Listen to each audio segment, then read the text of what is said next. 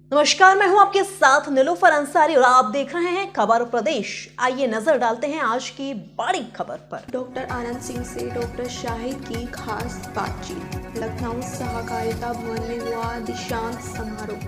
बिहार के पूर्व स्वास्थ्य मंत्री रहे मुख्य अतिथि। IEHI ऑफ इंडिया के डायरेक्टर ने कराया दीक्षांत समारोह। इस समय मैं मौजूद हूँ लखनऊ में, जहाँ पर एक सेमिनार हुआ है और जिस बंदे ने सेमिनार को ऑर्गेनाइज़ किया है उनका नाम है कैसर अहमद शेख और उनका जो संस्था है उसका नाम है IEHI।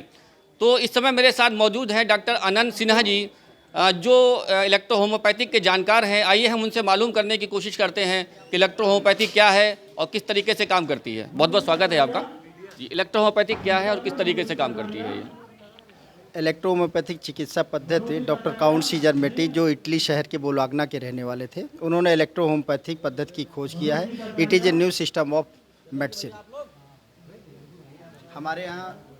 हमारे यहाँ जो रोग का कारण है वो ये समझा जाता है कि देयर इज विशेषण of blood and lymph, it means there is disease, and to balance the blood and lymph is to be make health.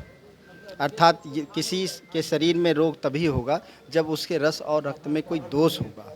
और दोष होने पर क्या रोग होता है, हम सिर्फ उसको रोग ही कहते हैं, रोग के नाम से हमारा कोई मतलब नहीं होता है। क्योंकि मैटी जी ने कहा है कि रस और रक्त को शुद्ध कर दीजिए, व्यक्ति स्वस्थ हो जाएगा। ये कितने सालों से यहाँ पर ये पैथी चल रही है इंडिया के अंदर? लगभग 120 वर्ष से। अभी तक क्या क्या रिसर्चेज हुई हैं इसके ऊपर? आप ये कह सकते हैं कि डिफरेंट टाइप ऑफ डिजीज़, जिसको हम क्रॉनिक डिजीज़ में कहते हैं, जो लाइलाज बीमारियां हैं, हम तो लगभग सारे जो एक जनरल फिजिशियन के डिजीज़ होते हैं क्योर करने के, लगभग सारे डिजीज़ हमारे यहाँ क्योर होते हैं। वो चाहे लीवर फैटी हो, चाहे लीवर इलाज हो, या हेपेटाइटिस बी हो, हेपेटाइटिस सी हो, पैरालाइज का केस हो, सर्वाइकल की प्रॉब्लम हो, या हमारा लंबर स्पाइनोलाइटिस हो, स्पाइन की प्रॉब्लम हो, सारे डिजीज़ पर लगभग करके हमारे यहाँ काम होता है। लेकिन हाँ, एक बात हम ज़रूर ये आपको बताना चाहेंगे कि इलेक्ट्रो होम्योपैथी उन रोगों पर बहुत अच्छा काम करती है जिसको हम लाइलाज कहते हैं। जैसे बैंक में हमारे कुछ खाते होते हैं जो डेड खाते के नाम से जाने जाते हैं, जिसका कोई हिसाब किताब नहीं होता है।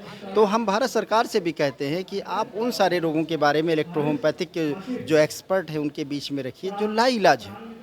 जैसे MND मोटर नर्व डिजीज हो गया, जैसे कैंसर का रोग हो गया।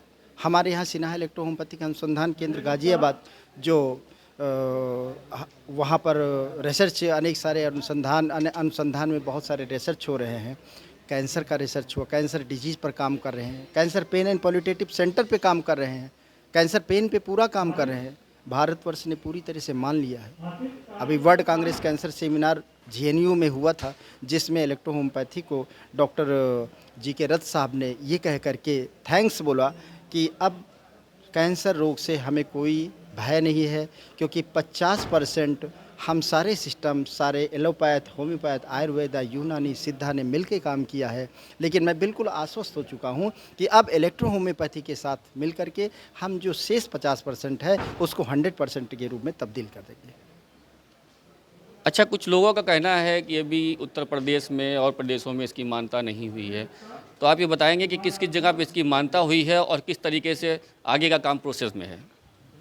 ये प्रश्न लगभग मुझे लगता है काफ़ी हमारे पत्रकार कर चुके हैं, लेकिन आज आप ये जान लीजिए, ये प्रश्न आज से समाप्त कर दीजिए। इलेक्ट्रो होम्योपैथी चिकित्सा पद्धति को मान्यता मिल चुकी है, उसका रिकग्निशन हो चुका है। अब चैप्टर लेजिलेशन का है।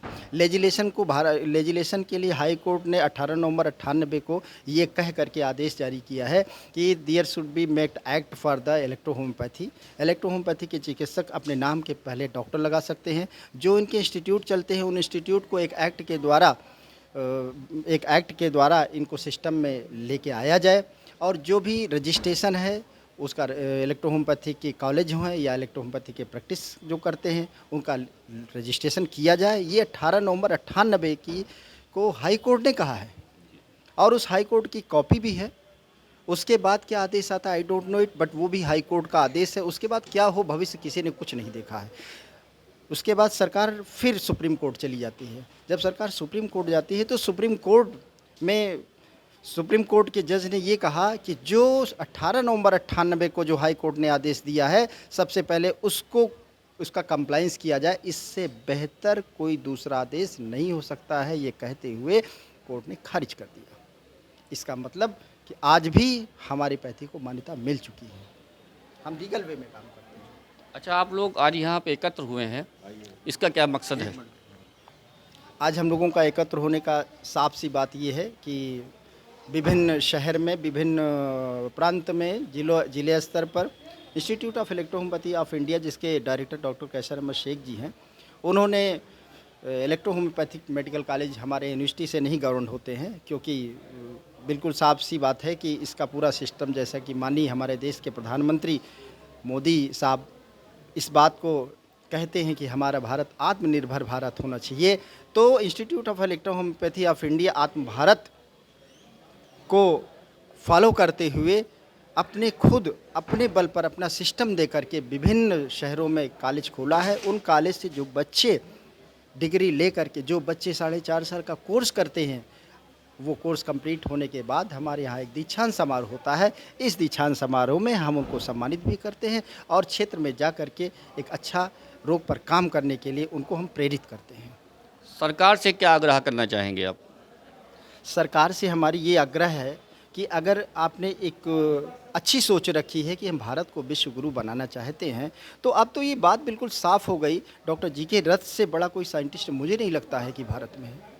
Doctor GK. रथ वो NICU national institute of cancer के प्रेसिडेंट रह चुके हैं। उन्होंने ये बात अगर कह दिया है कि 50% कैंसर जो बचा हुआ वो हम इलेक्ट्रोहोम्योपैथ के साथ कर सकते हैं, तो करना चाहिए। इसके लिए Jitendra Singh science and technology के जो मिनिस्टर हैं, उनको उन्होंने टेलीफोनिक वार्ता में भी कहा है कि इनके लिए एक बजट बनाना चाहिए और NICU national institute of cancer में हम एक